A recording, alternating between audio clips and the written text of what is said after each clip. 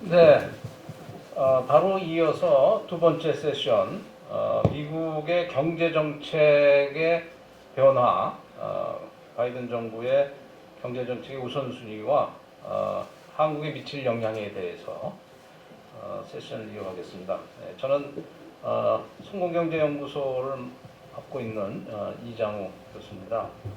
오늘 이 주제에 대해서 송영관 KDI 한국개발연구원 경영전략연구부 선임연구원께서 먼저 발제를 해주시기로 되어 있습니다. 송영관 연구원님은 위스콘신에서 박사학위를 받으시고 대외정책연구원에서 WTO의 팀장도 역임하셨고 또 한미 FTA나 G20 정상회의 이런 준비위원회에서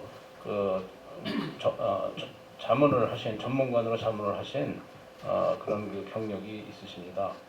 오늘 이 주제에 대해서 먼저 발제를 듣고 그 두 분 전병서 교수님과 신민영 부대표님 모시고 추후에 또 토론을 이어가도록 하겠습니다. 먼저 송영관 박사님이 바이든 경제정책과 한국의 대응에 대해서 20분이죠? 20분 정도 말씀해 주시겠습니다. 예, 모시겠습니다.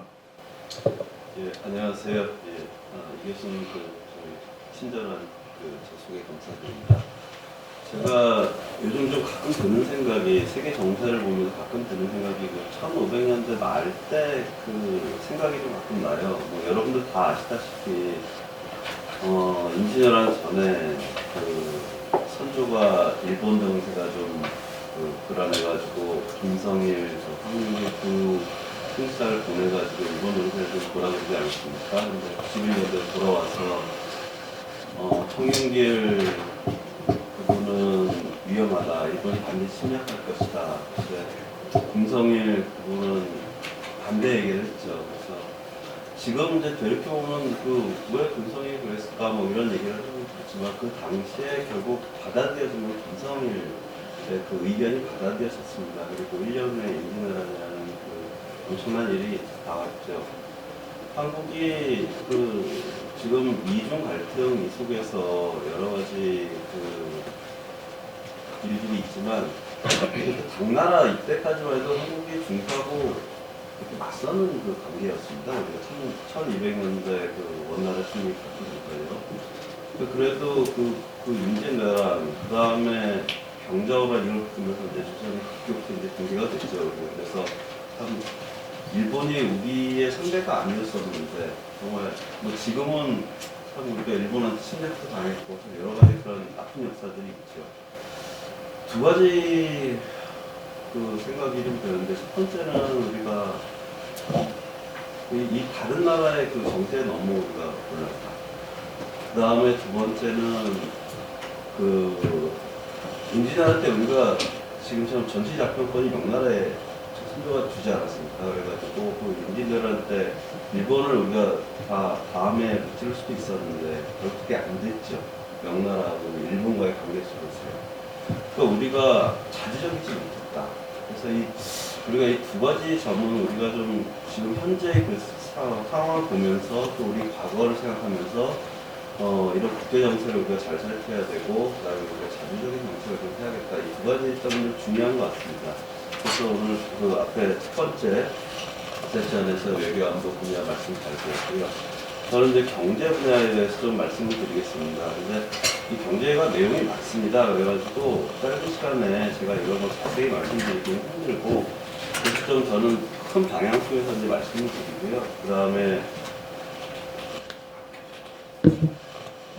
큰 방향에서 말씀을 드리고 그리고 자세한 내용은 질문이 있거나 추후 이제 시간에 말씀을 드리겠습니다.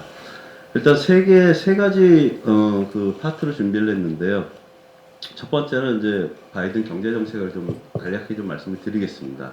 그리고 이제 한국의 정책 대응 분야에서 두 가지 부분을 말씀을 드리겠습니다. 우리가 거시 정책을 어떻게 대응해야 될지, 그 다음에 에너지 그 부분에서 우리가 어떻게 대응해야 될지, 그 다음에 통상정책을 제가 좀 따로 뺐는데요.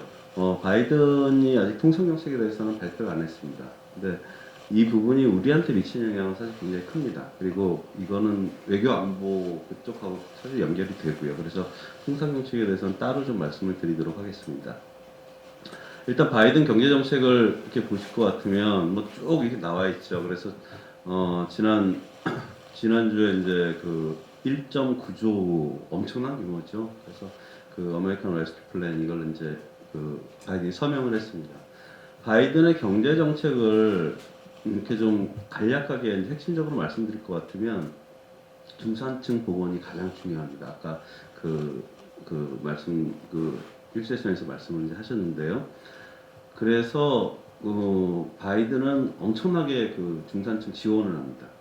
그리고 그 돈은 부유층에서 그 돈을 이제 세금을 올려가지고 받아들인 거예요. 그러니까 부의 그 이전 효과가 굉장히 큽니다. 바이든의 그 정책에서요.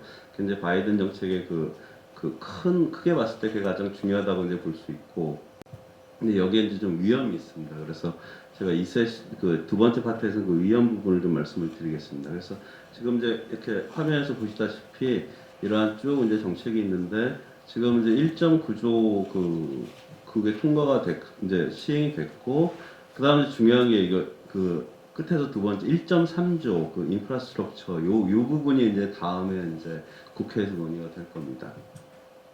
그래서 그 1.9조 이걸 좀 자세히 간단히 좀 살펴보면은 뭐 이 중에 1조 달러가 현금 지급 이 중산층에 이제 뿌려진 돈입니다. 그래서 7만 5천 불 이하 연봉, 그러니까 우리나라 돈 한 8천만 원 미만의 그 월급을 받고 그 연봉을 받고 있는 사람에 대해서는 1,400달러를 우리 돈 한 160만 원쯤 되겠죠? 그 정도를 이제 뿌려주는 거고요. 그리고 이제 실업보험도 지금 주는 거에 플러스 300불을 이제 추가로 해주고, 그리고 이제 뭐 여러 가지 학교를 이제 공공의료라든가 학교 지원 이런 데도 이제 돈이 들어가고요. 그다음에 미국의 그 지방 정부 지원하고 중소기업 이런 데도 이제 돈이 들어가는 그런 내용으로 되어 있습니다. 그리고 그 다음에 이제 1.3 조 인프라 그거 외에 바이든이 이제 중요하게 또 생각하는 게 이 인프라하고 환경 이쪽에 이제 투자입니다. 국내 투자. 그래서 바이든이 투자 쪽 이게 끝나기 전까지는 통상 정책을 시작하지 않겠다 그런 얘기를 했어요. 그러니까 이게 끝나고 나면은 이제 뭐 TPP, CPTPP에 다시 가입할지 뭘지 그런 논의가 좀 되지 않을까 그런 생각이 듭니다. 엄청난 규모입니다. 4조 달러 이상의 그 투자 계획, 그리고 Build Back Better 이거에 따라서 이제 3조 달러 이상을 투자하겠다 그 얘기를 했고요. 그 내용을 보시다시피 신재생 에너지 그쪽이 굉장히 이제 큽니다. 그리고 서민 주거 안정 이 부분이 이제 굉장히 큽니다. 그 다음에 이제 이 돈들을 그럼 이런 거대한 돈들을 어떻게 하냐? 그래서 세제 개편을 이제 하겠다는 겁니다. 그래서 여기서 4조 달러 이상을 이제 걷어들이겠다 이제 이건데, 개인 소득세 돈 많이 받는 그 부유층에 대해서 최고세율을 다시 이제 트럼프가 39.6에서 37로 날렸는데 이걸 다시 복원을 하겠다는 거고요. 그 다음에 자본이득에 대해서 이제 이것도 그 과세를 또 하겠다. 그 다음 법인세율도 트럼프가 이제 낮췄죠. 이걸 다시 28% 이상 인상하겠다. 그리고 다국적 기업의 그 해외 그 무형자산 여기에 대해서도 이제 인상하겠다 이런 겁니다. 그러니까 결국은 부유층에 더 많은 과세를 하겠다는 게 핵심입니다. 그리고 에너지 환경 이 정책에서 바이든이 이제 가장 중요하게 생각하는 게 이 기후 문제입니다. 그러니까 기후는 사실 지금 코로나 때문에 아주 참 뭐 우리가 상상하지 못한 일들이 많이 벌어졌는데 이 기후 변화가 진짜 시작이 되면은 그거는 지금 코로나보다 훨씬 더 우리한테 미친 영향이 클 것으로 생각이 듭니다. 근데 아직 그게 실현되지 않았기 때문에 많이 이 부분에 대해서 생각을 안 하는데, 바이든은 이 부분에 대해서 굉장히 심각하게 생각을 하고 그 기후 변화에 대응하겠다 이 얘기를 이제 했습니다. 그래서 이제 2050년까지 탄소 중립을 달성하겠다. 여기에 이제 우리나라, 일본 다 뭐 중국, 미국, 우리나라, 일본, 뭐 독일 뭐 이런 나라들이 다 탄소 배출이 굉장히 많은 나라들이죠. 제조 이쪽이 강해가지고요.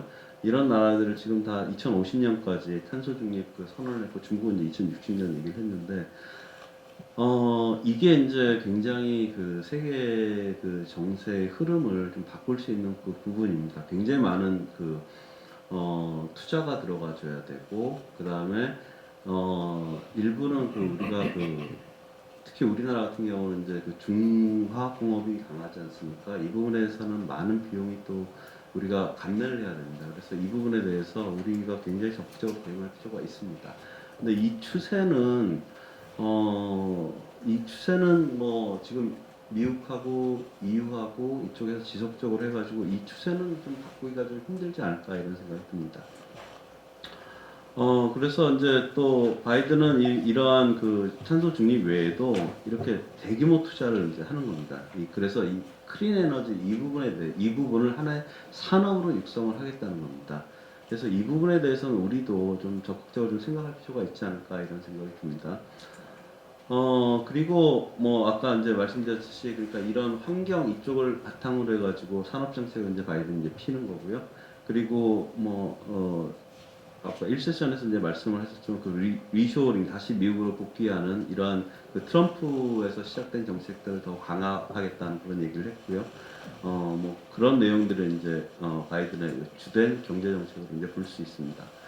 그럼 이제 우리가 이제 이러한 바이든 정책에 대해서 우리가 어떻게 대응을 해야 되느냐 이제 이 부분이 남아 있는데 일단은 지금 제일 문제가 그 단기적으로요. 뭐 많이 아시겠지만 미국이 이렇게 대규모로 돈을 풀고 있기 때문에 인플레이션 염려가 지금 굉장히 큽니다. 그래서 이게 이제 우리한테 가장 좀 그 만약에 이제 미국이 인플레이션이 이제 발생을 한다 그러면 지금은 다 그러니까 코로나 이후에 많은 사람들이 느낀 게 참 국가의 힘이 크구나.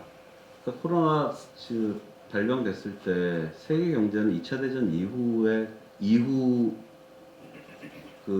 가장 심한 경기 불황을 겪을 것이다. 이게 이제 대다수의 그 견해였습니다. 근데 각국들이 다 돈을 풀면서 굉장히 그 생각한 것보다 굉장히 그 괜찮아졌어요. 그래서 이제 실업률을 보실 것 같으면 저렇게 3월에 저렇게 확 이제 높아졌지 않습니까? 4%에서 14% 엄청나게 이제 뛰었죠. 근데 그게 이제 9월 이후로 이렇게 지금 한 6% 단계 미국의 실업률입니다. 이렇게 좀 뻗어졌습니다. 그러니까 국가가 이 대규모의 그 돈을 푼 게 엄청난 그 효과가 이제 있었습니다. 수출입 볼 것 같으면 2019년 코로나 그때랑 뭐 큰 차이가 없어요. 그러니까 중국 수출 같은 경우도 그렇고 이렇게 중국 수출이 그때 이제 팍 떨어졌다가 3월에 떨어졌다가 다시 회복이 됐고 그러니까 지금 실물 경제는 굉장히 그 코로나 전하고 큰 차이가 없는 그런 부분입니다. 중국도 우리 경제에 크게 영향을 미친 중국도 지금 코로나 그 이전보다 그 수출이 지금 더 많이 되고 있습니다. 수출입이. 그러니까 참 이 경계가 괜찮습니다. 근데 이제 문제는 이 인플레이션 염려인데, 그 이제 대규모 돈을 풀었기 때문에 이게 이제 인플레이션을 야기할 것이다. 이게 이제 뭐 일반적인 견해죠. 근데 이제 문제는 뭐냐면 지금 다른 쪽에서 수요가 이제 많지 않기 때문에 국가의 그 많은 돈이 괜찮을 것이다. 이런 이제 견해하고 그래서 이제 두 가지 견해가 굉장히 대립되고 있습니다. 그래서 이제 일단 소비자 물가 지수를 보면은 좀 증가하는 추세가 보입니다. 그리고 지금 가장 그거 한 게 10년 미국 국채 그 금리인데 그게 이제 올해 들어가지고 이렇게 좀 상승하는 그런 추세를 보입니다. 그래서 이제 보실 것 같으면 장기 국채 10년치를 볼 것 같으면은 지금 3월 들어서도 이렇게 꾸준히 올라가는 추세를 좀 보입니다. 그래서 근데 저렇게 장기 국채가 저게 왜 문제가 되냐면 미국이 지금 대규모의 경기 부양을 하는데 그 돈을 이제 세금을 올려가지고 받아들인 것도 있지만 또 국채를 발행해서 이제 또 조달을 해야 되지 않습니까? 그러니까 국채를 발행해서 조달하면 미국의 국채 그 가격은 떨어질 거고 그 말은 국채 금리는 올라간다는 뜻이거든요. 그러니까 근데 금리가 이렇게 국채 금리가 올라가게 되면 페드에서 그냥 지금 저 낮은 이자를 계속 유지하기가 굉장히 어렵게 됩니다. 그래가지고 실물과 이 금융 부분하고 괴리가 발생하기 때문에 근데 지금 만약에 페드가 아마 금리를 올린다 그러면은 아무튼 그 시장이 주는 충격은 엄청날 겁니다. 지금 여전히 그 유럽이나 이런 데서도 그 금리 그 국채를 계속 사고 있는데 그것 때문에 그래도 지금 그 금융시장이 유지가 되고 있는 거거든요. 그래서 주가 지수를 이제 보실 것 같으면 우리나라하고 중국은 좀 떨어지는데 다른 나라들은 2월 1일 기준으로 했을 때 계속 높은 수준입니다. 근데 뭐 지금 이 주식 시장이 굉장히 문제가 많이 되죠. 개인 투자, 우리나라 같은 경우 개인 투자자 비중이 75% 정도가 된다 그래요. 미국이 25% 정도 되는데, 그래서 여기에 또 젊은 사람들이 많은 투자를 했기 때문에 이게 붕괴가 되면은 자산이 많이 감소가 될 거고 그렇게 되면 그 미치는 그 수요에 미치는 영향은 굉장히 클 거로 생각이 듭니다. 그래서 참 이게 지금 사실 이렇게 빚으로 계속 지금 운영을 하는 쪽에서 인플레이션이 발생하면은 금리를 올릴 수밖에 없고 금리를 올리면 빚의 비용이 높아지니까 그러면 이 빚의 그 비용을 감당하지 못하는 취약한 부분 뭐 아르헨티나나 브라질이나 뭐 지금 터키 뭐 이런 나라들이 얘기가 되지 않습니까? 인도네시아라든가 이런 데서 이제 발발하게 되면 이런 데서 이제 그 버블이 터져버리면 그게 이제 98년도에 그 아시안 위기 뭐 2007년도에 그런 세계 금융 위기 이게 올 가능성이 충분히 있습니다. 그래서 지금 굉장히 위험한 상황이다. 이 부분을 말씀드리고요. 그래서 그 바이든 이 정부 정책은 결국 그 달러같이 하락하고 미국 경상주의 적자폭 확대가 이제 계속될 걸로 되는데, 이러다가 미국이 이제 금리를 올리게 된다 그러면 달러 가치가 이제 상승하게 되면은 이게 아주 그 인플레이션 이 부분에 굉장히 이제 문제가 되는 부분이 됩니다. 그래서 참 걱정이 되는 부분이 있고, 그래 하나의 성장의 역설인데, 미국이 이제 점점 올해 이제 성장은 미국이 좋을 거로 이제 예상을 하고 있습니다. 그래서 성장을 잘하게 되면 정상화를 할 거고, 그렇게 되면은 시장금리를 페드에서 인상할 수밖에 없고, 그렇게 되면 이 금융시장에 엄청난 영향이 이제 갈 수밖에 없는 그런 상황입니다. 그래서 우리나라 같은 경우에 특히 이제 우리나라 같은 경우가 참 그 위험한 부분인데 우리가 이제 그래서 외환 부분에서 만약에 이제 급격히 외국 자본이 빠진다, 미국이 이제 금리를 올린다 그러면 외국 자본이 빠질 가능성이 높거든요. 그러면 환율에 엄청난 영향을 주고 그러면 우리가 환율이 이제 약화된다 그러면 그건 우리나라 인플레이션으로 이제 발생됩니다. 그렇게 되면은 또 한국은행이 금리를 올릴 수밖에 없고 그렇게 되면 이게 또 주식시장이랑 굉장히 여러 가지 그 여파가 발생할 수밖에 없습니다. 그래서 그 지금 이제 참 이런 그 금융 건전성 이 부분이 우리가 지금 굉장히 주의 깊게 봐야 되고 아주 정부에서도 신경을 많이 쓰고 있는 부분입니다. 그리고 이제 두 번째는 이제 그 에너지 환경 정책인데 지금 우리나라의 그 에너지 환경 이쪽에서 클린 에너지 가는 부분에 대해서 우리는 자꾸 이게 탈원전 그쪽 이슈로 자꾸 빠져요. 근데 그건 굉장히 지역적 이슈고 정말 중요한 거는 이 얼마나 우리가 그 클린 에너지를 얼마나 수용할 수 있느냐 이 부분이 굉장히 중요합니다.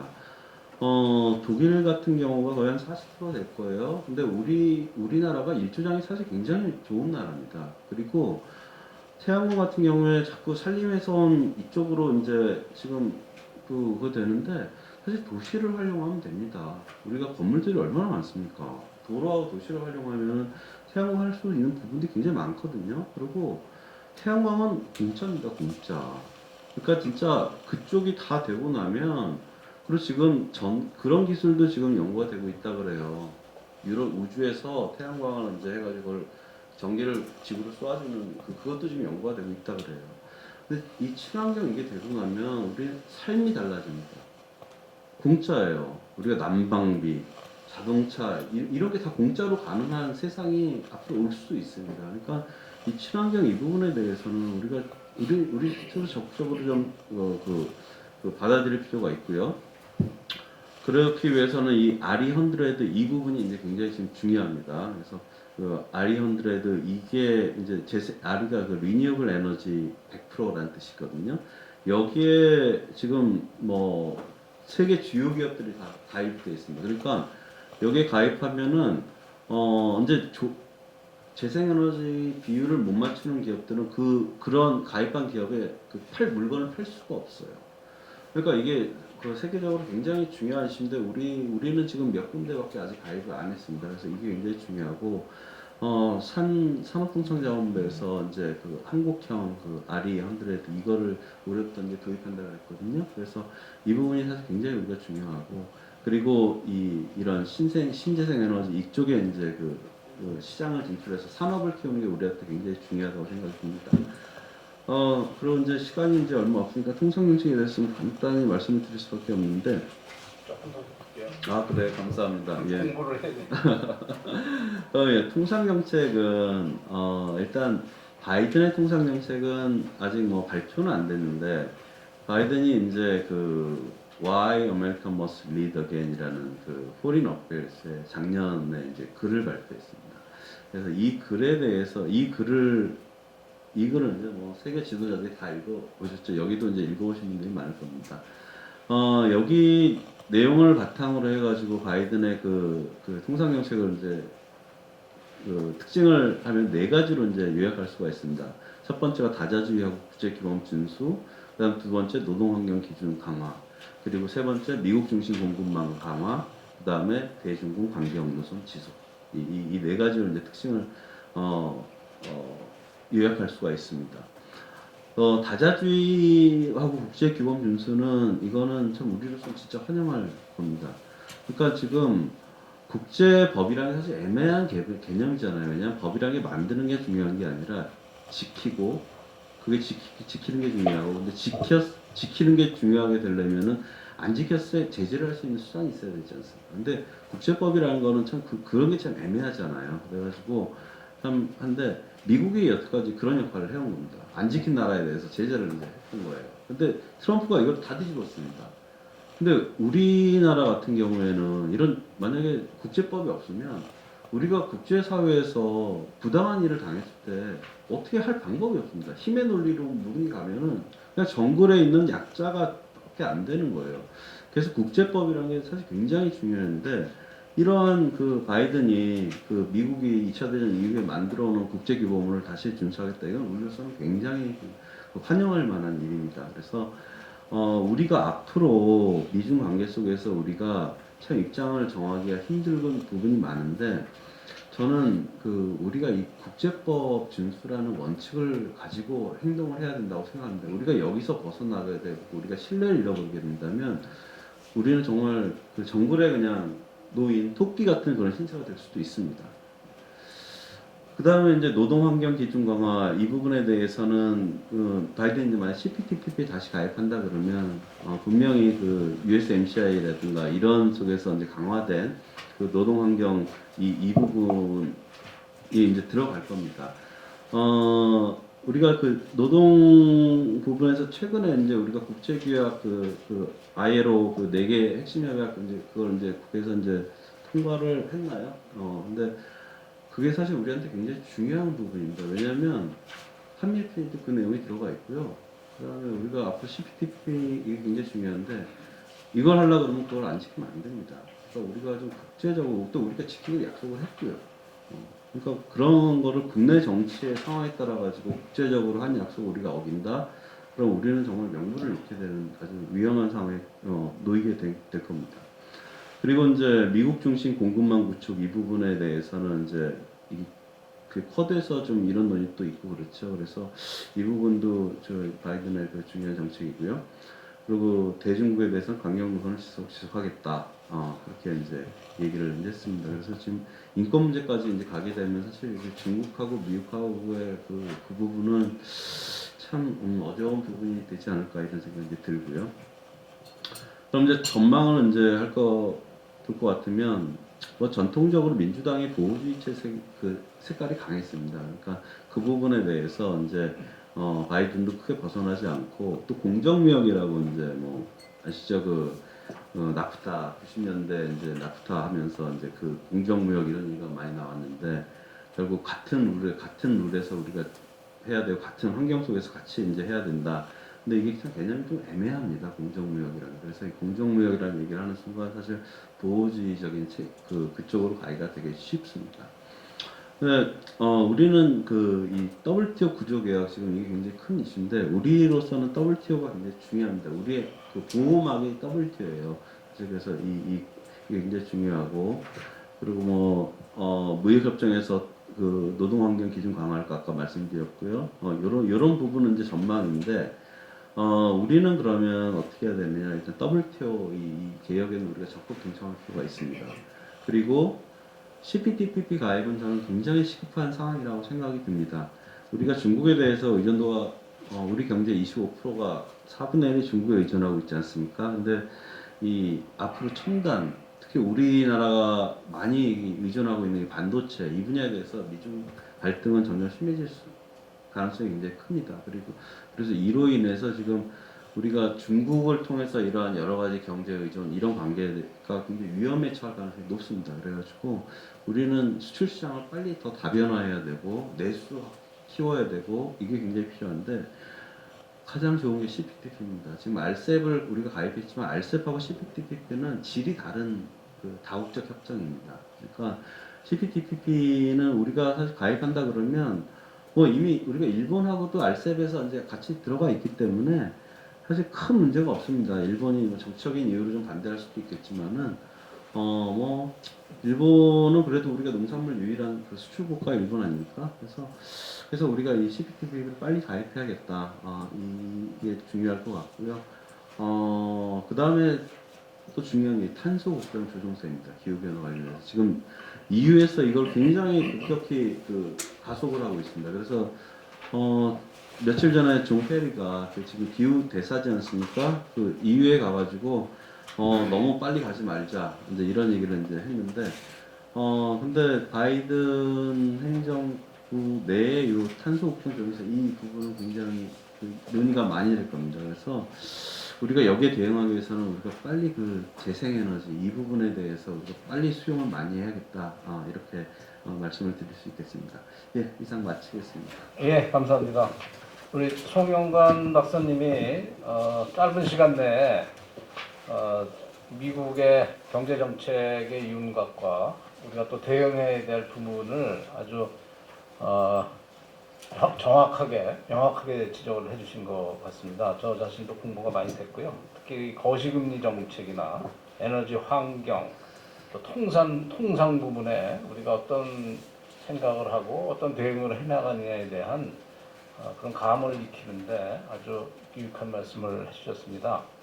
이 말씀에 대해서 두 분의 토론자를 모셨습니다. 먼저 전병서 중국경제금융연구소 소장이시죠. 예, 경희대에서 이제 차이나 MBA 교수를 하시고 또 중국 푸단대학에서 이제 박사학위를 받으셨고 또 국내에서는 중국 최고 전문가로 알려져 계시죠. 그리고 바로 이어서 신민영 SMB 투자 파트너스 부대표님, 지금 현재 숭실대 글로벌 통상학과의 그 겸임 교수도 하고 계시면서 아마 저희 그 금융, 통상 이런 부분에 그 좋은 토론을 해주실 거로 생각을 합니다. 먼저 전병석 교수님서부터 한 7, 8분 정도 해주시면 좋지 않을까 생각합니다. 네, 안녕하십니까. 전병석이라고 합니다. 저는 미중의 관계는 밥하고 약을 주는 것이 리더십이지 지금 미중의 관계는 이것은 상당히 땡땡 모션이라 그렇게 생각합니다. 중국이 이번 양회의를 하면서요, 한 줄에 미국 관련된 얘기를 한 적이 없어요. 그리고 수출, 환율, 무역, 세계 1대 무역국이 단 한마디도 안 했습니다. 그리고 지금 많은 논의가 있지만 바이든은 출범한 지 55일이에요.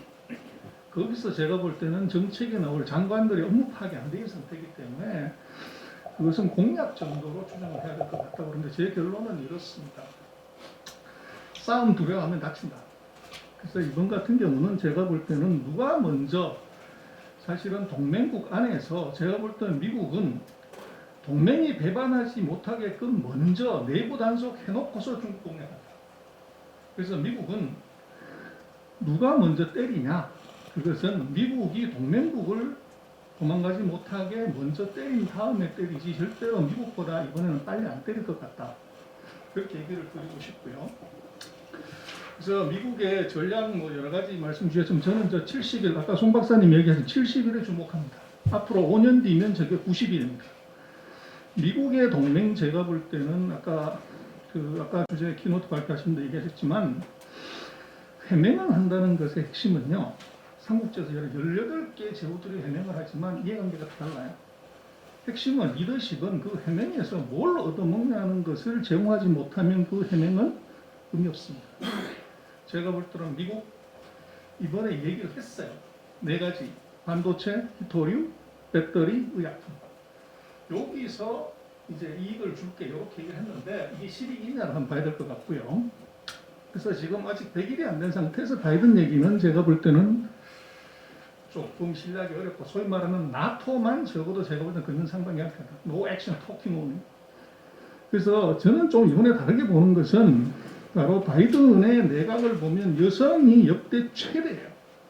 이중관계 제가 볼 때는 골치 아플 거라고 봅니다. 그래서 지난 트럼프 대통령 때 보면 중국을 공략하는 7명의 핵심 부통령부터 국가정보국장까지가 공통점이 백인 남성, 평균 연령 68세, 맞춰본다.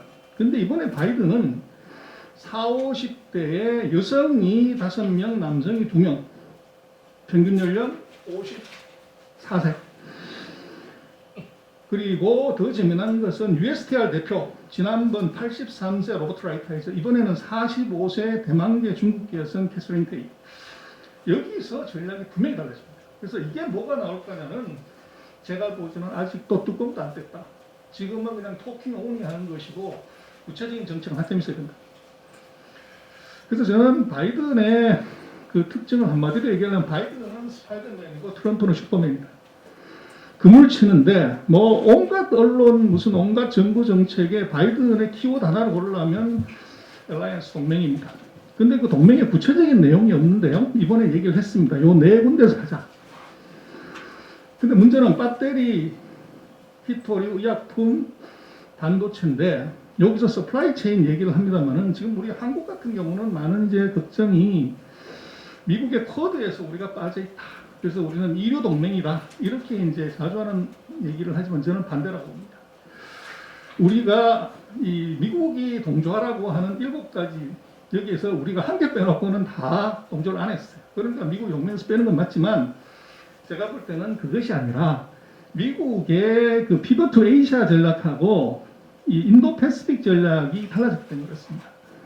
그래서 피벗 투 에이시아는 제1도련선, 제2도련선으로 못 나가게 막는 거기 때문에 그때는 한국이 이 동북의 맨 끝에 핀으로 중요했지만 인도양과 패시픽으로 가버리면 저게 이것은 한국은 지금 일본, 대만, 그리고 인도, 호주 이 지역으로 그물을 치면 한국의 의미는 떨어집니다. 그래서 이번에 제가 볼 때는 한국의 아까 말씀하신 지정학적 중요성이 떨어졌기 때문에 코드에서 빼는 것이지 미국이 어떤 나라입니까? 그래서 저는 이번에 거기에 빠지는 것에서 오히려 우리가 경제적으로는 회피할 수 있다.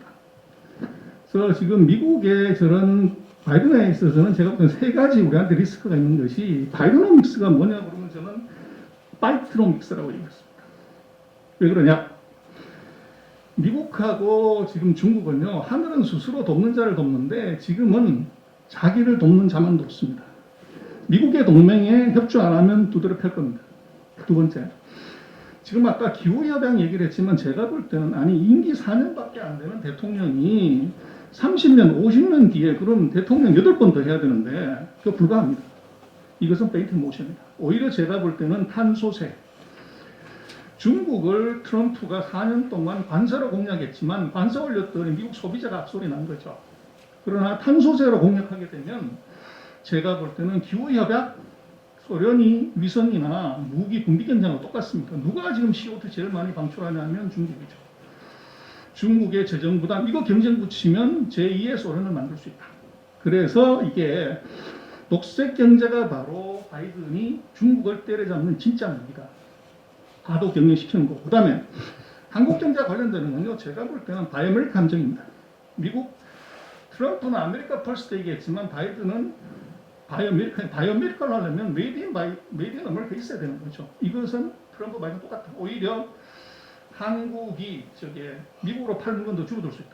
그리고 미국이 중국한테 파는 물건 그 사이에 중국이 안 팔아줬기 때문에 안 사줬기 때문에 이번에 더 많이 사야 돼요. 그렇게 되면 의도하지 않게 오히려 한국 제품을 억지로 줄이고 중국 거를 미국 거를 더 사주는 미국 액션이 나올 가능성이 있어요. 그래서 세 가지 리스크가 우리한테 더 크다. 디커플링 제가 볼 때는 이거 우리한테 치명적인 독이 될 겁니다. 단기적으로는 호재, 장기적 낙제. 나중에 잠깐 말씀드릴게요. 그래서 결국은 요건데 앞으로 전쟁 제가 볼 때는 저거 군사 전쟁 아까 얘기하신 대단히 어려워 보이고 결국은 기술 전쟁, 금융 전쟁인데 지금 우리가 제일 두려워하는 거 제가 볼 때는 반도체인 것 같아요. 그래서 여기서 이제 어떻게 될 거냐가 이제 중요해 보이는데요. 저는 그렇게 생각을 합니다. 지금 봐라. 한국하고 중국하고 기술 우리보다 중국이 잘하는 게 이제는 더 많아졌습니다. 기술 격차 한국 정부가 평가하는 거예요. 똑같습니다. 이 세계 시장 점유율 놓고 보면 메모리 반도체 하나 빼놓고 우리가 중국보다가 잘하는 게 하나도 없습니다. 수출 비중 아까 말씀하셨습니다만은 이거 무역 흑자에 홍콩도 중국이니까 지금 대중 수출 32% 무역 흑자 118%. 근데 문제는 과거에 비해서 대미 대중 흑자가 계속 줄어든다는 거죠. 한국 기업의 치명적인 경쟁력 결함이 있고 근데 문제는 뭐냐 그러면 중국이 이제는 내수 확대해서 하겠다는 겁니다. 근데 내수 확대를 하는데 그럼 우리는 뭐가 문제가 되냐면 우리가 중국으로 팔고 있는 거죠. 딱 6%가 소비재고 나머지 전부 중간재 자본재입니다. 골치 아픕니다. 저거 중국이 기술 국산화했을 때 최대 패전 한국이다. 그래서 결론은 저는 그렇게 생각합니다. 지금 뭐 여러 가지 얘기를 하고 있는 소위 말하는 피어 오브 밴드먼트 그 미국의 동맹에서 빠지는 것은 걱정할 때 아닙니다. 오히려 저것이 그 원숭이를 길들이려고 닭을 패주는 이 함정에서 우리가 벗어날 수 있는 기회가 오히려 됐고 그래서 지금은 결국은 이게 동맹의 이익보다도 동맹 탈퇴했을 때 불이익이 얼마냐 이거 계산 잘해야 된다는 거죠.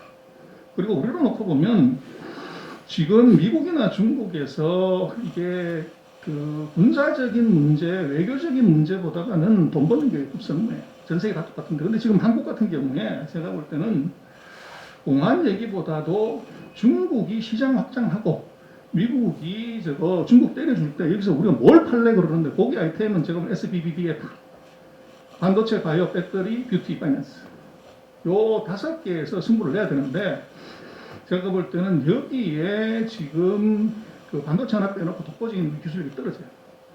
이걸 어떻게 업그레이드 하냐가 문제지. 지금 RCB나 뭐 CPTP는 다 좋은데 정말 우리가 그 관세 때문에 수출을 못하냐. 그 시장은 다 똑같거든요. 이미 아세안하고 뭐 다 이제 팔고 있는데 제가 볼 땐 제품 경쟁력이에요. 근데 그것은 지금 보면 제가 볼 때는 5개, 4개 품목 플러스 금리 여기서 승부를 못 내면 지금 미국과 중국의 전쟁에서 한국은 줄 안 선다고 터지고 팔 게 없어서 터지는 그 문제가 생길 것 같아요. 그래서 지금 우리 같은 경우 최근에 뭐 언론에 나왔습니다만은 반도체 빼놓고 정말로 유망한 게 저게 배터리인데 저기서 우리끼리 싸움하다가 시장을 잃고 이런 일이 벌어지고 있죠.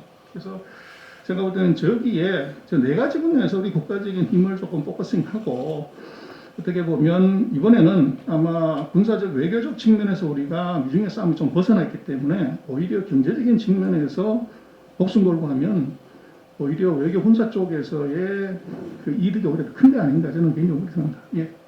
네, 감사합니다. 뭐 중국에 관한 논의는 뭐 그 다른 기회에 좀 더 그 말씀을 듣고 그 아까 말씀 중에 그 아마존에스 군단하고 마초 군단 얘기했을 때 아마존에스가 더 세다는 얘기이신가요? 용서가 없다는 겁니다. 용서가? 아마존에스 군단은 무조건 다 죽이는 거죠. 그래요? 여성이 더 무서운 거네, 그러니까. 예.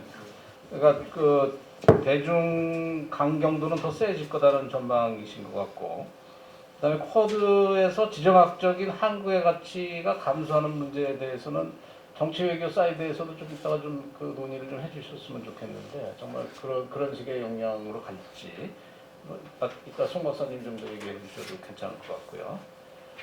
네, 감사합니다. 바로 이어서 신민영 부대표님 좀 말씀 부탁드리겠습니다. 네, 말씀드리겠습니다.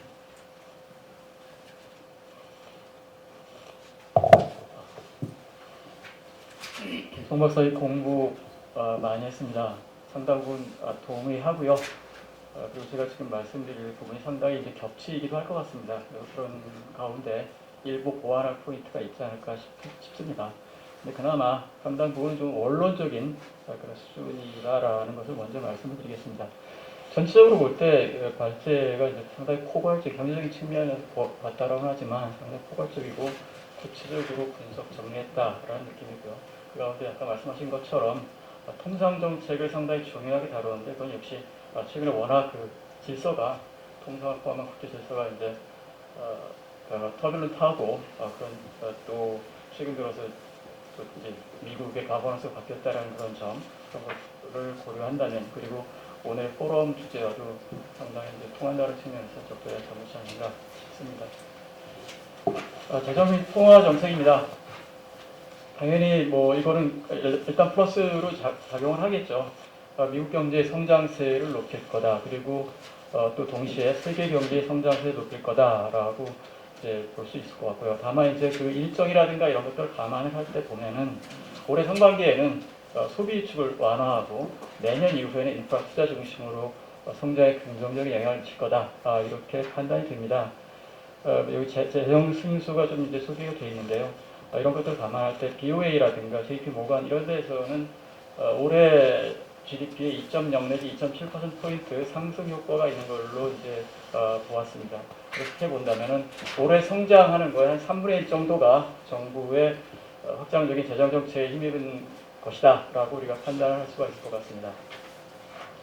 조금 더 말씀드리면은 미국 경제의 1%포인트 상승이라는 것이 글로벌, 미국을 제외한 글로벌 경제의 0.1% 퍼센트포인트 올리는 걸로 이제 얘기가 되고 있습니다. 그리고 연방정부의 재정저착포 이런 것들이 커서 크게 이제 경제적인 뭐 크겠지만은 저금리 기조를 유지할 걸로 봐가지고 크게 경제 부정적 영향은 없을 거다라고 판단하고 있습니다. 다만 이제 아까 조금 말씀하셨지만은 그 인플레이션 가능성에 대해서 상당히 우려하는 바들이 좀 나오는 것 같습니다만은 저는 기본적으로는 좀 그 우려는 좀 다소는 과장되어 있지 않은가라는 그런 판단을 하고 있습니다. 제가 기본적으로 좀 실물 경제 쪽을 많이 봐서 그런 것일 수도 있는데 진짜 지금 현재로 본다면 전 세계적으로 구조적인 수요 부진, 인구 고령화라든가 이런 문제겠죠. 그리고 역시 중요한 것이 굉장히 그 커다란 그 소득 불균형성 이런 것까지 고려를 한다라고 한다면 그 가능성이 크지가 않고 오히려 그 풀린 돈이 금융권에서 돌면서 오히려 자산 인플레이션 쪽으로 좀 갈 가능성이 있다 이렇게 판단을 하고 있습니다. 여기서 이제 재정 정책, 통화 정책인데 결국 이제 경기와 더불어서 중요한 것은 세계 경제에 미친 함의라는 측면에서 환율이라고 보고 있습니다. 그런데 이제 달러와 약세가 일반적으로 전망이 되고 있습니다. 송 박사님 약간 그런 식으로 말씀하신 것 같고요. 그렇게 본다면 저는 세계 경제의 안정적 성장이라든가 그리고 국제 금융시장의 안정에 도움이 될 거다 이렇게 판단을 합니다. 과거에 봐도 달러가 약세를 보일 때 미국 수입자가 늘고 이런 상태에서 미국 경상수지적자가 당연히 늘 텐데 너무 지나치게 늘지만 않는다라고 한다면 그때 세계 경제가 호황을 보였다라는 것을 우리가 알 수 있고요. 같은 말이지만 이제 달러화가 적당히 이제 세계로 이제 유출이 되고 그런 가운데에서 미국 경제의 지속 가능성에 대한 어떤 우려 이런 것들만 너무 커지지만 않는다라고 한다면 괜찮다라고 판단할 수 있을 것 같습니다. 근데 문제는 제가 볼 때는 달러화가 강세를 보일 경우다라고 생각을 합니다. 실제로 최근 3개월 동안은 이제 강세를 좀 보이고 있죠. 근데 여러 가지 설명을 합니다만은 최근에 그 국채 금리 상승이라든가 뭐 이런 것들 때문에 얘기를 하고 있습니다. 근데 이제 이런 것이 좀 강세가 이어진다. 그리고 정도가 좀 세다라고 할 경우에 대미 금융 투자가 이제 늘어나면서 취약국 중심으로 아까도 말씀하셨지만 뭐 터키라든가 뭐 남미 몇 나라라든가 역시 이제 가장 취약한 걸 판단이 되고 있는데 이런 쪽에서 외환위기가 발생하면서 국제금융시장이 혼란을 빠질 가능성은 우리가 충분히 있다라고 생각을 하고 있습니다. 그렇지만 이 경우에도 한국 같은 경우는 외환 건전성이 양호하다라는 측면에서 금융 불안이 발생할 가능성은 상당히 낮다라고 저희는 판단하고 있습니다. 다음에 그 에너지 환경 정책입니다. 참 이게 어려운 부분인 것 같습니다. 탄소 저감을 위해서 이제 정부 차원의 제도 정비가 필요하다. 이거는 뭐 분명할 것 같습니다. 그런데 이제 실제로 제조업 비중이 높은 우리 한국 경제의 입장에서는 상당히 어렵습니다. 그리고 이제 친환경 에너지 사용 비중도 또 낮다라는 측면에서는 어찌 보면 뭐 EU를 중심으로 한 선진국들의 어떤 무역 장벽이 될 수 있을 텐데요. 실제로 아리백 같은 경우도 지금 그걸 어떻게 우리가 할 수 있을까 참 답답합니다. 그게 실제로 그 친환경 전력을 생산할 수 있는 그런 시설을 기업들이 가지고 있는 것도 아니고 또 그렇다면 이제 한전에 사면 될 텐데 한전이 뭐 전기를 친환경으로 만든 전기가 그렇지 않은 전기를 따로 이렇게 구분해서 만드는 것도 아니고 해가지고 그런 것들은 쉽지 않겠다라는 생각입니다. 다만 이제 다른 측면에서 본다면은 최근 들어서 이게 ESG라는 게 있어가지고 국제 신용평가사들이 그거를 이제 그 ESG 실적이나 관련 리스크를 신용등 상정에 이제 반영한다라는 측면 그리고 이제 블랙락 같은 경우는 그 커다란 자산운용사들도 그런 걸 요구한다는 측면에서는 오히려 정보와 제도가 아니라 시장의 힘에 의해서 일정 정도 그쪽 진전될 가능성이 있겠다라는 생각입니다. 다음에 통상 정책에 대해서 말씀드리도록 하겠습니다. 일단 바이든 아까도 뭐 이 논의가 많이 되어 있습니다만은 수위 면에서 트럼프 정부 때에 비해서 심화될 가능성이 높아 보인다라고 판단을 합니다. 물론 양국 간 통상문에서 일부 긍정적인 시그널도 나타나고 있습니다. 그렇지만 속도가 매우 느리다라고 판단하고 있는데요. 중국이 대미 수입을 확대한다라든가 추가 관세 연장을 했죠. 이런 것들. 그리고 미국 입장에서는 틱톡 매각 중단한 거 이런 것들은 어느 정도는 유화적인 그런 모습이다라고 볼 수 있을 것 같습니다. 그렇지만은 첨단 기술이라든가 인권 외교 최근에 아까도 이제 그런 얘기 좀 있었습니다만 이른바 가치 영역에서는 대립과 갈등이 유지 내지는 고조되는 그런 움직임이 있다라고 판단해야 될 것 같습니다. 그래서 뭐 히토리 수출 규제 가능성이라든가 뭐 대만 해협 뭐 여러 가지 어떤 지정학적 리스크 뭐 어떤 가능성 그런 것들 때문에 군사 우발적인 군사 충돌 우려가 지속되는 것도 사실인 것 같습니다. 그래서 여기서 작은 결론을 낸다라고 한다면은 통상 측면에서는 사실 그 자체로서 커다란 어떤 갈등이 불거질 가능성은 좀 커 보이지는 않습니다. 그런데 이제 다만 가치 쪽에서 뭔가 문제가 돼가지고 오히려 그것이 그쪽으로 한 쿠션 먹고 결국 통상을 치는 그런 식의 가능성은 충분히 있겠다라는 생각입니다. 실제로 최근에 한 조사를 봤더니 바이든 행정부의 대중 정책 기조에 대해서 너무 약하다라고 보는 미국 국민들이 많다라는 걸 본다면은 그럴 가능성에 대해서는 경우에 따라서 그럴 가능성에 대해서 우리가 좀 생각을 해야 되지 않을까 싶습니다. 다음에 이게 제가 오늘 드린 그게 안 떠 있어서 좀 불편한데요. 아무튼 좋습니다. 통상 정책을 본다면은 바이든 시대의 미중 갈등이라는 거는 트럼프 대통령 시절과 달리 미국 플러스 동맹국 여기도 거기까지 나와 있죠, 그죠? 미국과 중국의 대결이 아니라 미국 플러스 동맹국 대 중국 플러스 일부 동맹국의 대결이라는 측면에서 바이든 행정부가 다자간 공접 체제 계속 얘기 나옵니다. 그래서 그걸 통해서 중국을 압박할 것으로 보인다라는 점에서는 근본적인 차이를 나타낼 것 같습니다. 그래서 여기서는 저는 두 가지 명제를 도출할 수 있다라고 보고 있습니다. 첫째는 여기 써 있는 겁니다. 그래서 이른바 전략적 모호성 이런 거라고 이제 포장되는 그런 거죠. 그래서 우리 입장에서 숨을 공간이 없다. 그런 측면에서는 입장을 분명히 해야 되는 압박을 받을 가능성이 커진 게 아닌가. 그래서 이 사안들에서 입장 정리하고 대응 논리를 준비할 필요가 있겠다. 이거는 분명한 것 같습니다. 그리고 또 한 가지가 여기는 써 있지 않습니다만 1대1이 아닌 국제기구로의 복귀라든가 아니면은 국제 공조를 통한 다재다를 추구한다는 측면에서 이전에 비해서는 정책의 예측 가능성 내지는 합리성이 다소 높아질 가능성이 있는 거 아니냐. 그렇게 본다면 우리가 명분과 논리의 중요성 이런 거에 대해서 좀 더 커질 것을 우리가 생각을 해야 될 것 같습니다. 그래서 분석을 하고 설득하는 과정이 좀 더 필요하지 않을까. 그래서 그런 측면에서는 통상 외교의 중요성이 상당히 커진다라고 저는 판단을 하고 있습니다. 그래서 이제 그것과 관련해서 두 가지를 말씀을 드린다라고 한다면 CPTPP 참여인데요. 이것도 계속 얘기 나왔습니다. 그래서 이것을 요구할 가능성이 있겠다. 이거는 뭐 이제 많은 분들이 말씀하신 거고요. 근데 이제 한 가지 얘기를 한다면 그거에 대해서 우리가 여러 가지 준비하고 이런 거는 이제 당연한 그런 거지만 또 하나는 이제 여기 위생이라든가 위생이 아닌데 노동이라든가 환경 기준 그리고 이제 공개 보조금 이런 것들 그 CPTPP 가입으로 이전에 비해서 피해를 보게 되는 부분에 대해서 어떻게 그걸 납득을 그 구제 방안 같은 걸 얘기를 해가지고 납득을 시킬 것인가 이런 부분들은 충분히 우리가 생각을 해야 될 것 같습니다. 지금 물론 CPTPP가 당장의 문제는 아니기 때문에 좀 더 시간이 있을 거라고 보고 지금은 그런 것들을 준비를 해야 될 때가 아닌가 싶습니다. 과거에 뭐 우리 FTA 체결할 때그 농업 부문에 대해서 수십조 원의 그 보조금이 나간 걸로 되어 있는데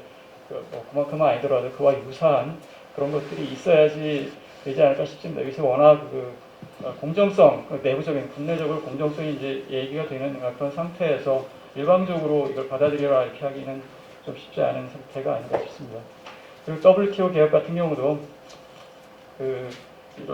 이런 개혁이 이제 논의가 이제 본격화될 텐데 무역을 통해서 성장했다라는 그 측면에서 우리가 이건 당연히 동참을 해야 되겠죠. 다만 이제 개혁이 동참하되 어떤 뭐 도당주의라든가 이런 것보다는 교역 중대를 통한 세계 경제의 성장과 발전이라는 어떤 명분 이런 것들을 지켜나가는 것이 중요하겠다라고 생각을 합니다.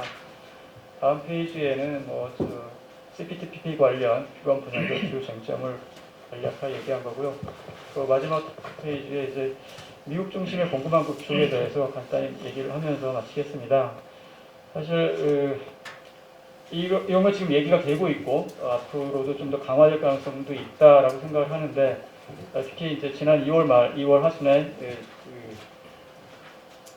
반도체 배터리 히토리 이거에 대해서 이제 대통령이 행정명령을 내렸죠, 그죠? 근데 이런 것들이 이제 제가 볼 때에는 단기적으로는 호재가 될 수도 있겠다. 그렇지만 중장기적으로는 좀 어려운 선택기로에 놓이게 되는 것이 아닌가 이렇게 생각을 하고 있습니다.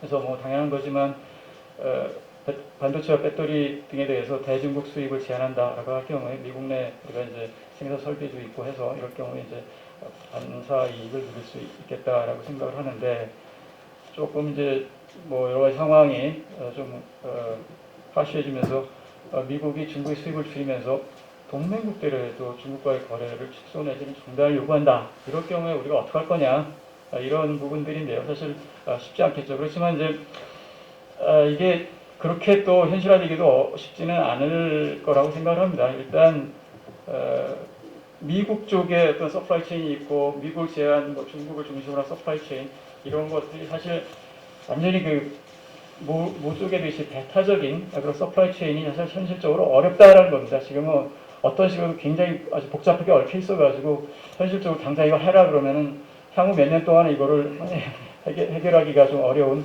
그런 상황이다라고 판단하고요.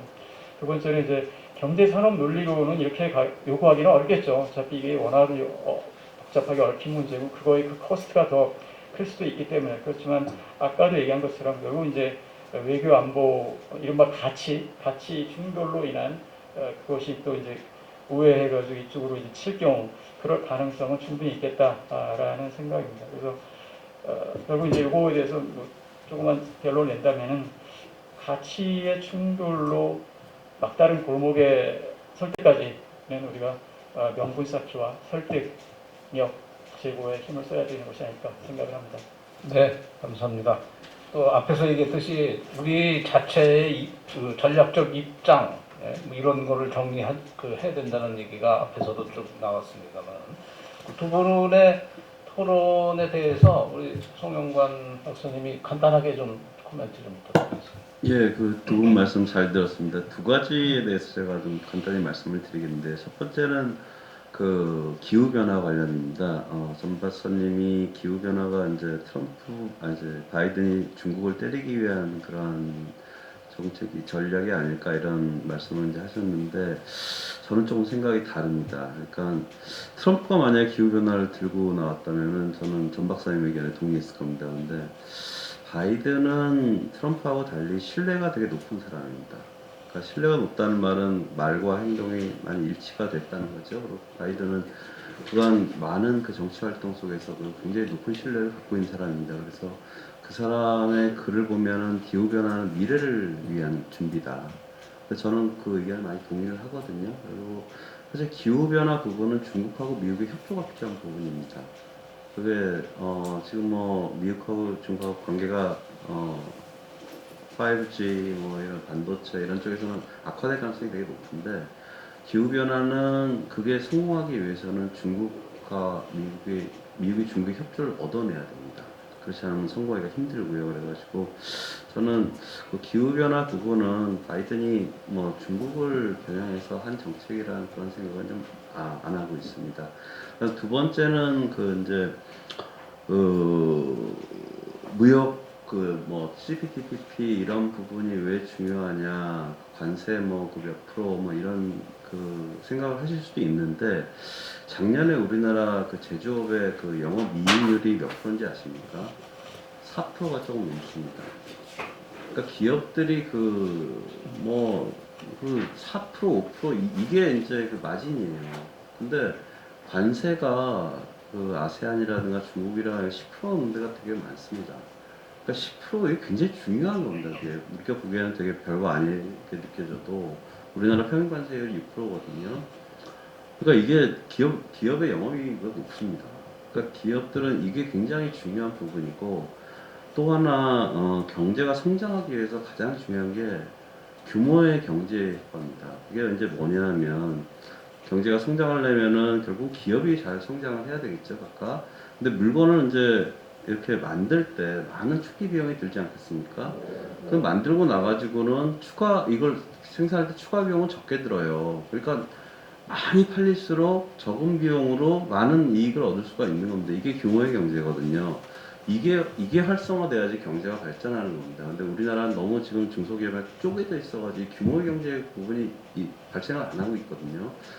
아세안 인구가 6억이 넘습니다. 중국이 14억이고요. 이들 합한 20억이 넘습니다. 인도도 있죠.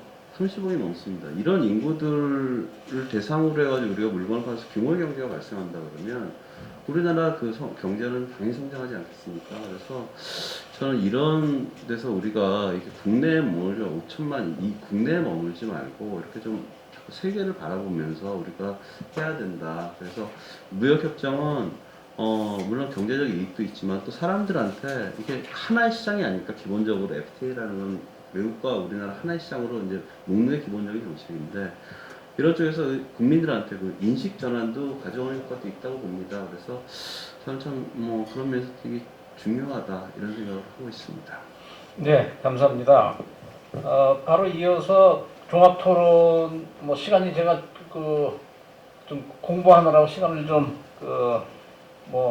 축약을 못 시켜서 조금 늦어졌습니다만은 오늘 이 토론이 좀 상당한 공부가 됐을 거라고 생각이 되고요.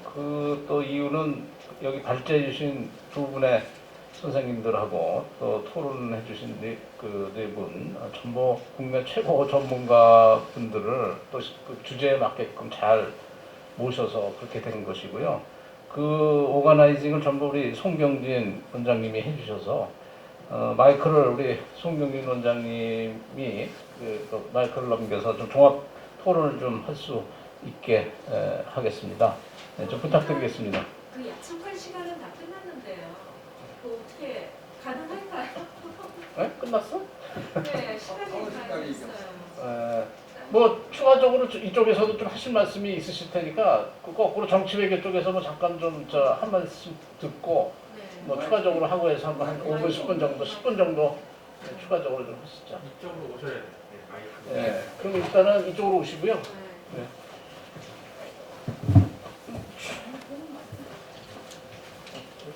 쉬고 일단 목소리만 들려도 되니까 일단 마이크를 이쪽으로 네, 그 수명환 박사님께서 이 마지막 코멘트 저 굉장히 동의하는데요.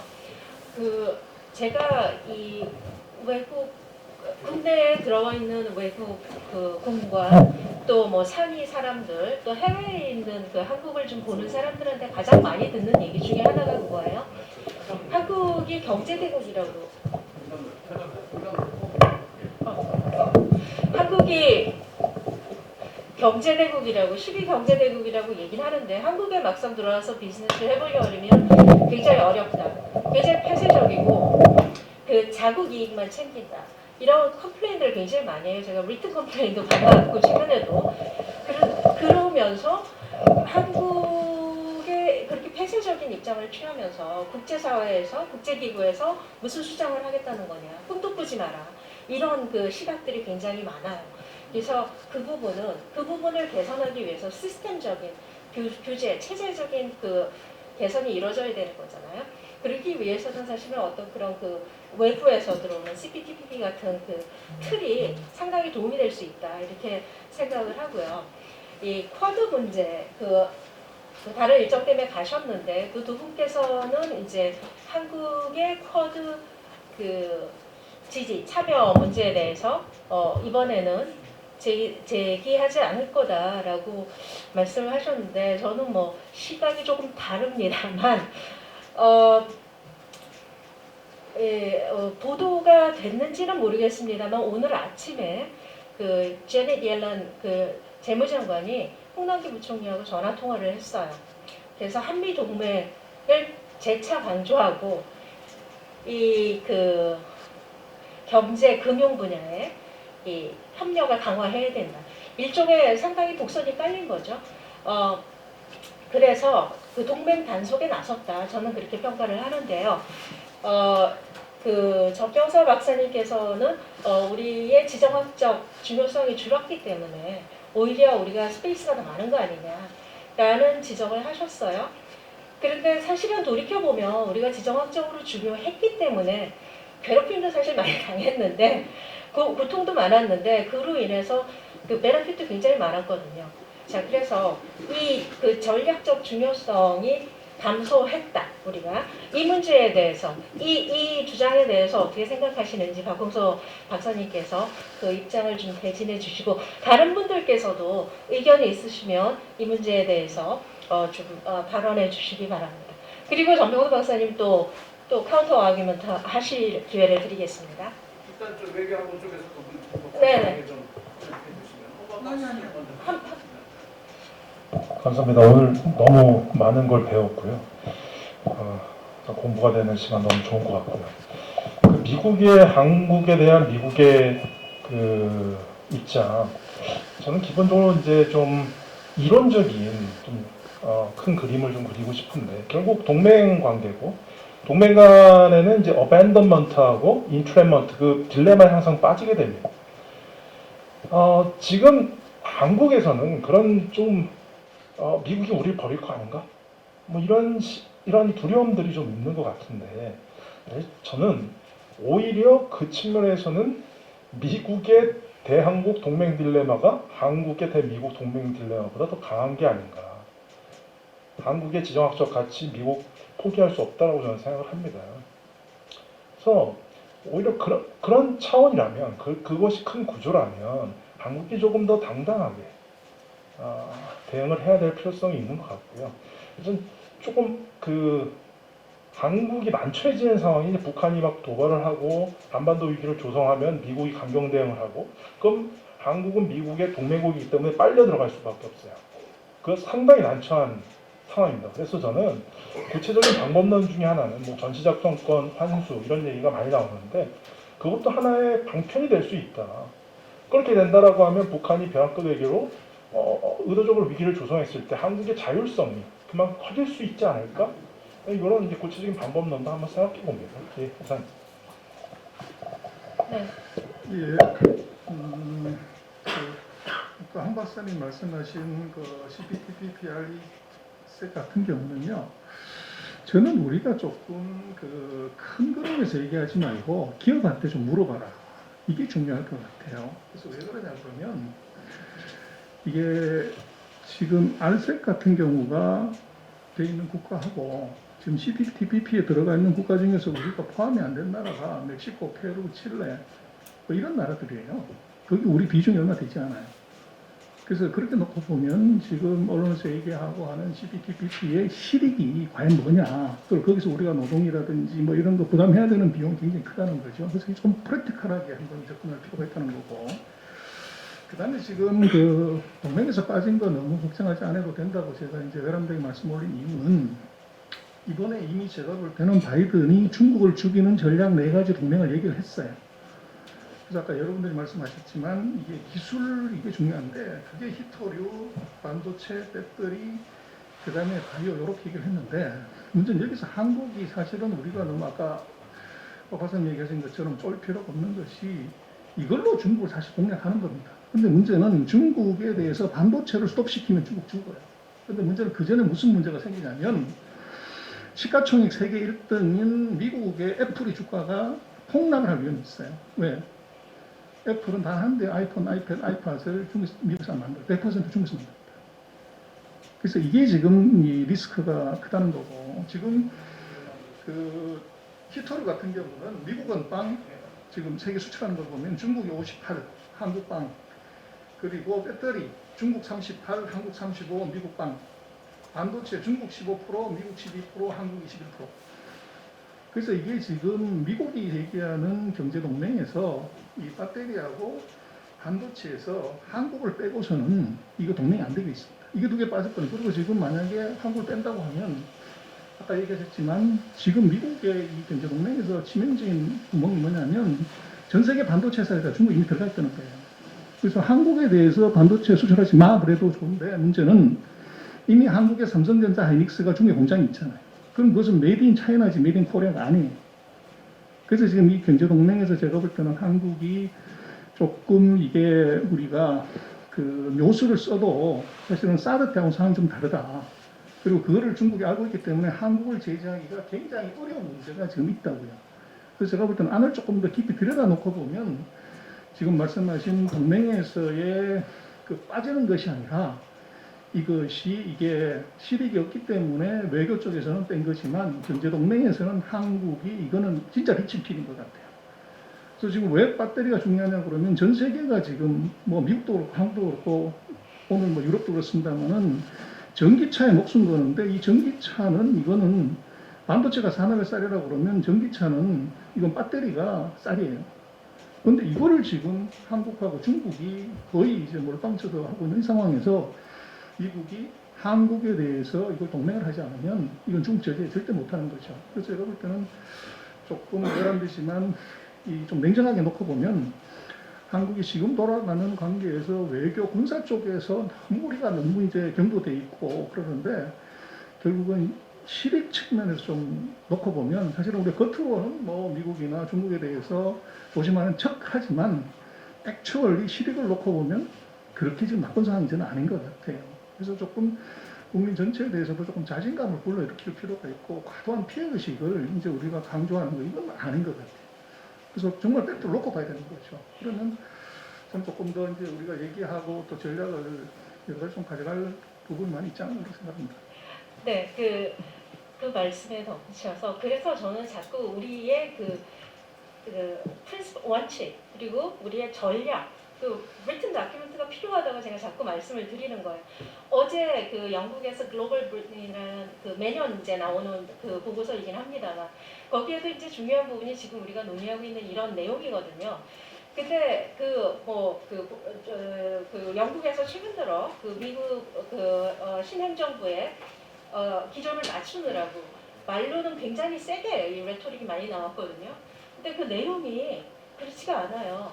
그래서 그 지금 나오고 나서는 이건 차이나 그 중국에 너무 소프트한 거 아니냐 하는 비판이 제기되고 있는데 사실 그 누가 뭐라 하던 자 이게 우리의 내셔널 폴리시다 하고 들이댈 수 있는 그 정책이 필요한 거거든요. 근데 우리는 자꾸 이 상황에 대해서 어떻게 대응할 것인 것만을 고민하지 기본적인 근본적인 이 정책적 접근을 하지 않고 있다는 게 굉장히 아쉬운 부분이고요.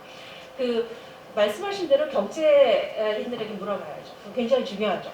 근데 또 이 그 FTA라는 그 FTA를 놓고 보면 이게 단순히 경제적인 측면만이 아니라 스트래테지컬 측면이 가비가 되기 때문에 분리해서 생각하기 굉장히 어렵다. 이렇게 말씀드릴 수 있는데, 네. 전 박사님 기업인들한테 물어봐야 된다면 그 되게 중요하죠. 그래서 CPTPP에 대해서 정경련은 공식적으로 찬성입니다. 그리고 근데 이제 현대 자동차 뭐 이런 게 빠졌잖아요.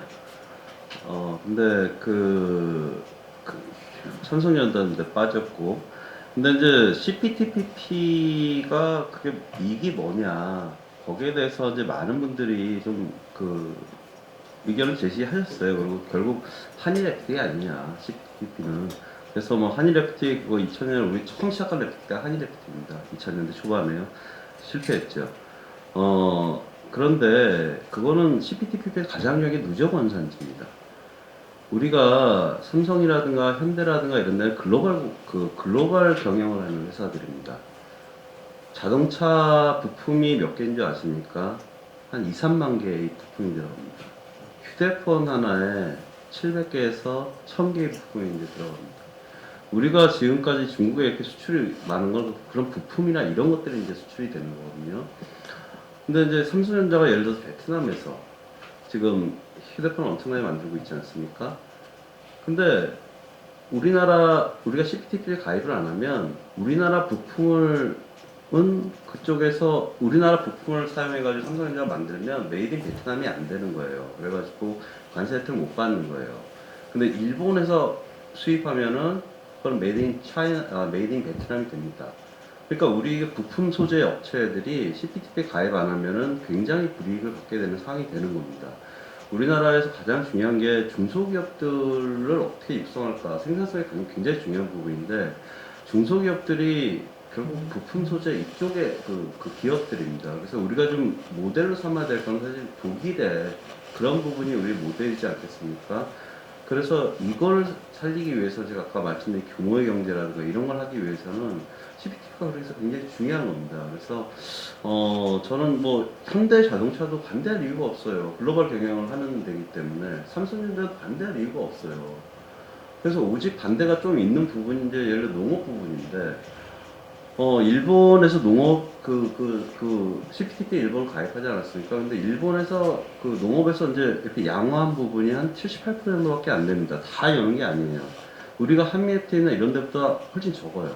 그러니까 이게 무슨 얘기냐면 협상을 잘하면 민감한 건 뺄 수 있다는 거예요. 그러니까 우리가 협상 준비를 잘하면은 뭐 농업 여러 가지 좀 그래서 지킬 건 지켜야 되겠고 그리고 중소기업 육성을 위해서는 부품 소재 산업의 육성을 위해서는 우리가 이걸 가입을 해야 되는 겁니다. 그래서 실제로 산업계에서는 뭐 그렇게 반대가 높지 않습니다. 그래서 그거는 이미 뭐 저도 참여를 해봤고 그리고 또 일본을 제한 다른 나라에서는 굉장히 우리나라가 들어가는 걸 좋아하고 있어요. 원하고 있고 그래서 그런 부분에서는 저는 그러니까 정부가 드라이버를 이제 시작을 했는데 별로 반대는 없지 않습니까? 그래서 뭐 반대가 있었으면 한미 FTA 때 생각을 해보면 엄청난 그 또 논란이 있었을 텐데 그런 게 없기 때문에 저는 산업계에서도 많이 찬성을 한다는 그런 생각을 하고 있습니다.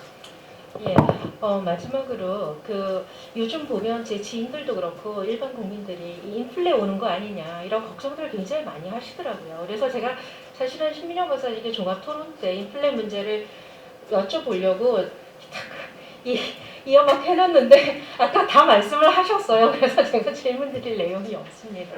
자, 이렇게 아주 뭐 짧은 시간이었지만 알차게 토론 발표 또 토론 진행이 된 것 같습니다. 참여해주신 모든 분들께 그리고 발제해주시고 또 토론해주신 스피커 연사들께 감사드리며 마무리하도록 하겠습니다. 감사합니다.